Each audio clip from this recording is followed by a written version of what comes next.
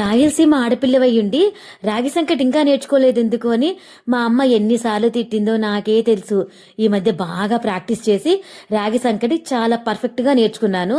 So మొన్న పిల్లలకి పెడితే చాలా బాగుందని మళ్ళీ మధ్యాహ్నం లంచ్లోకి చేయమని అడిగితే సర్లేని పిల్లల కోసం అయితే చేసి పెట్టాను. వేడివేడిగా అప్పటికప్పుడు చేస్తుందే బాగుంటుంది కదా, అందుకని పిల్లలకి స్కూల్ టైం అయినప్పుడు అప్పటికప్పుడు చేసేసి స్కూల్కి అయితే తీసుకెళ్లాను హడావిడిగా.